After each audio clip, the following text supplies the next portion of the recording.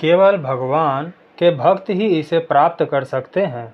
अध्यात्मवादियों को सामान्यतः 3 श्रेणियों में विभाजित किया जाता है, अर्थात ज्ञानी, योगी और भक्त, या विवेकहीन ध्यानी और भगवान के भक्त। यहाँ भगवान स्पष्ट रूप से अर्जुन से कहते हैं कि पूर्व परंपरा के विनाश के कारण उन्होंने उसके माध्यम से पुनः प्राचीन योग का उपदेश दिया है। वे चाहते हैं कि अर्जुन इस ज्ञान को ठीक से समझें और इसका पुनः उपदेश करें, और इस कार्य के लिए उन्होंने अर्जुन को केवल इसीलिए चुना क्योंकि अर्जुन उनका भक्त, उनका अंतरंग मित्र और उनका प्रिय शिष्य था। अतः जब तक कोई भगवान का भक्त ना हो, अर्थात भक्ति और प्रेम के माध्यम से उनके निकट ना आ जाए, तब तक भगवान की महानता का अनुभव करना संभव नहीं है।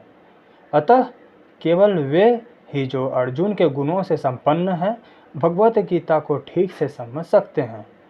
भक्ति के माध्यम से भगवान और भक्त के बीच एक सीधा संबंध स्थापित होता है। जब कोई भगवान का भक्त बन जाता है तो उसका भगवान के साथ सीधा संबंध हो जाता है। इस संबंध को समझने के लिए एक बहुत विस्तृत चर्चा की आवश्यकता होगी। हालांकि संक्षेप में, भक्त भगवान से निम्नलिखित 5 रिश्तों में से किसी एक के द्वारा जुड़ सकता है। कोई व्यक्ति निष्क्रिय रूप से या शांतिपूर्वक भक्त हो सकता है। कोई व्यक्ति सक्रिय रूप से या दास्य भक्त बन सकता है। कोई व्यक्ति मित्रवत तरीके से या सखा भक्त बन सकता है। कोई व्यक्ति संरक्षक या वात्सल्य के रूप में भक्त बन सकता है। दाम्पत्य प्रेम या मधुरता में भक्त बन सकते हैं।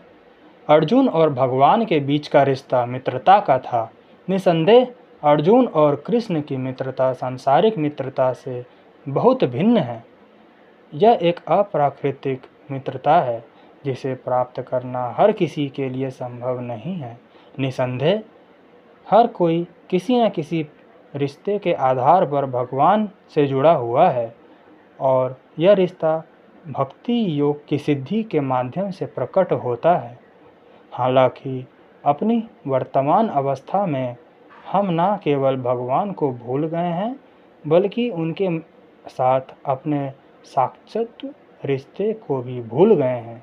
करोड़ों जीवों में से प्रत्येक जीव का भगवान के साथ किसी